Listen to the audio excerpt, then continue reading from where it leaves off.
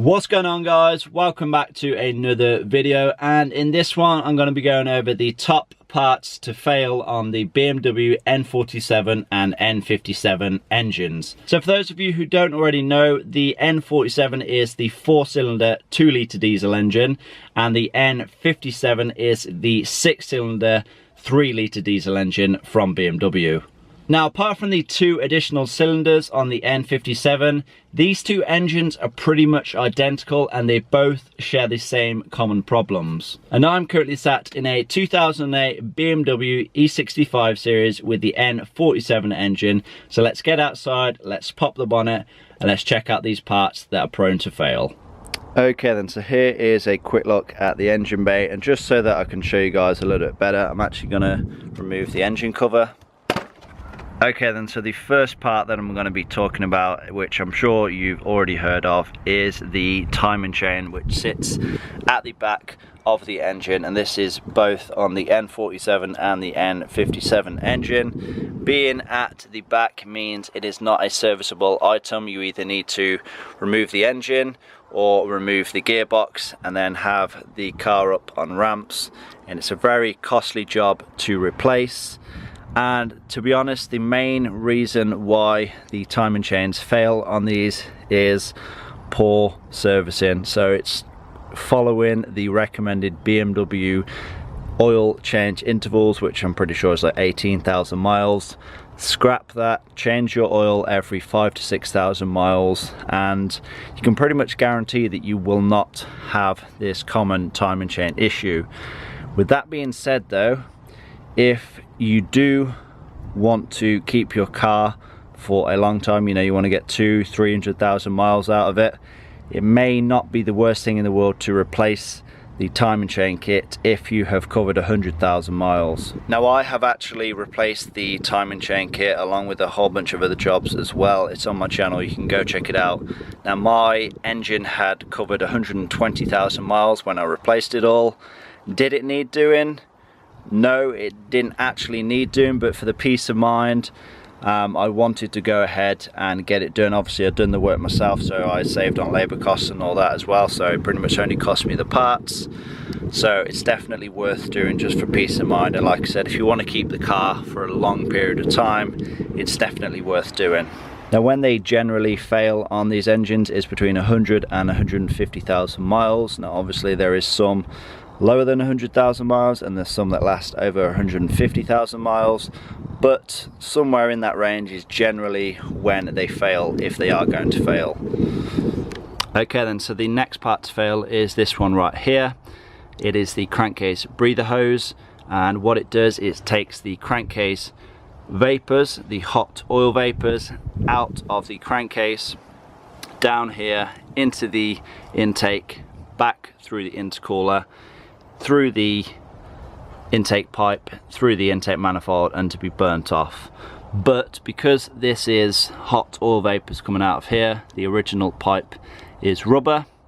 Rubber obviously doesn't fare very well when it gets hot, so the rubber melts and then you end up with a nice oily mess down here.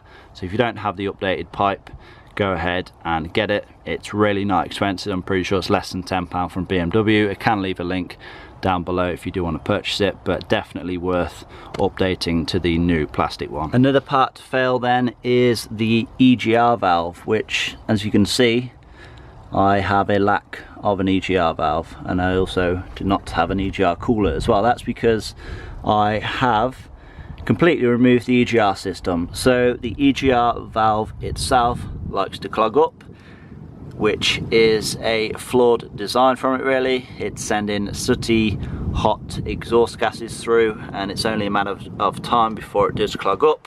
So you either need to keep on top and keep cleaning it, or you just let it clog up and it gets completely ruined, and then you end up having to replace it. And the cooler itself, I'm not too sure it being a problem on the earlier models, but I know on the 2010 onwards it was actually a recall for the cooler itself getting cracked, and obviously you're losing coolant.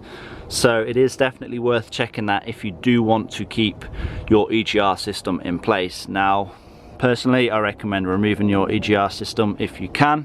I have, as you can see, blanking plates. I have a whole video removing the EGR system, and it comes with a whole host of benefits when you do so. You know, more power, lack of sooty exhaust gases going back through your intake and clogging the intake, which we will actually get onto in a little while. But it's definitely worth removing your EGR system if you can. But like I said, if you do want to keep it in place, it's worth keeping on top of things, keeping that EGR valve clean, and then possibly replacing the EGR cooler as well if it needs, if it's leaking. Okay then, so we'll move on to the intake manifold now. As you can see, it's on this side of the engine. The exhaust manifold is there. This is the intake side, and this actually has swivel flaps inside. Now, the swivel flaps themselves are not a problem on these engines. It's not like the earlier M47 and M57 engines where the swivel flaps themselves were screwed on, the screws came loose and everything just fell inside of the intake valves. The problem with these manifolds is actually the rods.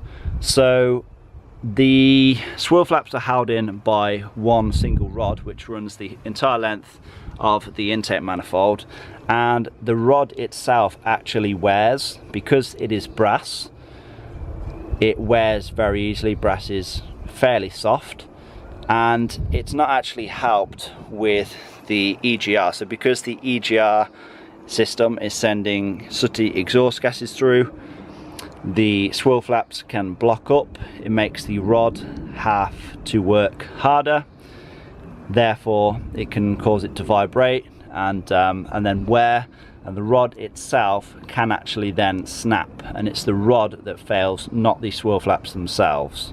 So it's definitely worth removing your intake manifold, having a look at the rod, cleaning your intake manifold out, and then if you do need to replace it, then consider doing it at that stage, or consider doing something like a swivel flap delete. But like I said, the swivel flaps on these engines is not a massive problem. Okay then, so another major part to fail is down here at the front of the engine.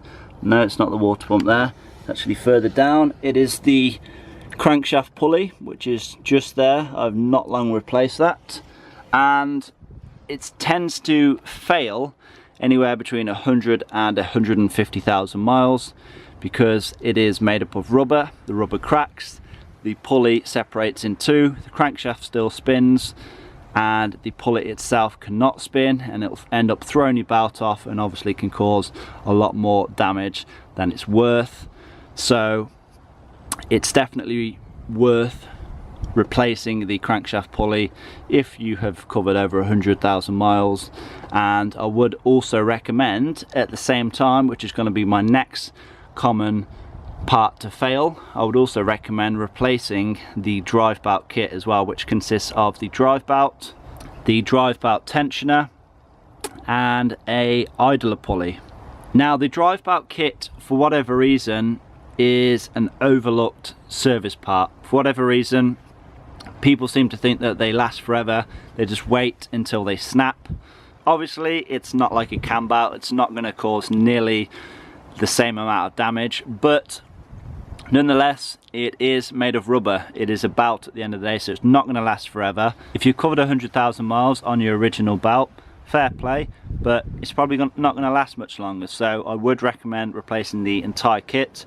Use someone like Gates, you know, a good company. Don't use a cheap Chinese brand. For the entire kit, you're probably looking at, I don't know, 60 quid. So it's definitely worth replacing the entire kit, probably at the same time that you replace the crankshaft pulley, like I did. Okay then, so another part to fail is not actually the injectors themselves, but it is their seals. So on the end of the injectors, where it sits into the cylinder, there is a copper washer, and this is their seal. So whenever you are removing the injectors, like for example when I done the timing chain kit, I removed all of the injectors, it is best to replace the seals. They are made up of copper. They do not last forever, and you will notice that when the seals have gone, you'll get diesel and carbon blow by, and it'll end up all on top of your rocker cover. This is known as black death for a diesel. And you may also notice a chuffing sound at idle, and you may get some smoke blowing past the injectors as well. This is obviously when your seals have completely gone. Now, like I said, they do not last forever, so if you've covered over 100,000 miles, it's definitely worth inspecting on top of your rocker cover. And if you do notice any carbon or diesel blow by, then it's definitely worth replacing all 4 of your seals. And the final part that is common to fail on these engines, with any diesel engine to be honest, is the glow plugs, and they actually sit down in between the rocker cover and the intake manifold. You can see a plug for one just there. For whatever reason, people seem to think that they will last forever, and then when they've hit say 150,000 miles and all 4 of the glow plugs are dead, they then try to replace them. They end up snapping in the head because they are long overdue, and then they either need to get extracted or you need to pull the head off. Do not wait for them to all completely fail. If you've hit 100,000 miles, just go ahead and replace them. I've got a video how to remove them without snapping them, so go ahead and check that out if you need to.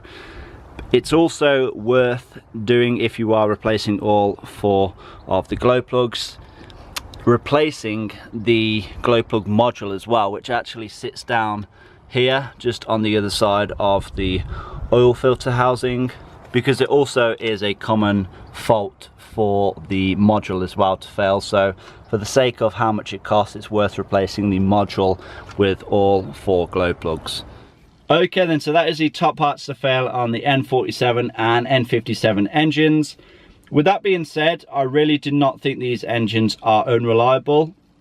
Obviously you have to maintain them, so if you are thinking of buying one that has covered over 100,000 miles, you are going to need to put some money into it, you know, so have some money set aside. And most of these jobs you can kind of do at the same time. Like I said, with the drive bout kit and the crankshaft pulley, it's worth doing it all together. If you are doing the timing chain kit, it's worth doing the injector seals and the glow plugs and the glow plug module. That's what I did, I've done it all together. So once you have fixed these common problems, then your engine will be pretty much bulletproof, okay? So do not be put off by the people that's like N47, N57 timing chain failure, because there are a handful of people where their timing chain have failed because they haven't done regular oil changes, or they've just left it going 180,000 miles and it snaps. Well, that's, in my opinion, that's their fault. That's not down to an engineering fault. That's just down to their neglect. If you want a car to last a long time, then you need to maintain it. So replace parts before they fail. Don't wait for them to fail. And you know, because if you do that, they're probably going to cause, it's probably going to cause a whole lot more damage. So just go ahead and replace parts before they fail, and you know, just maintain your car properly, and it will last you for a very long time. With that being said, I want to thank you guys for watching. Please give this video a like, leave a comment down below, subscribe if you have not already done so, and I'll see you guys in that next video. Peace!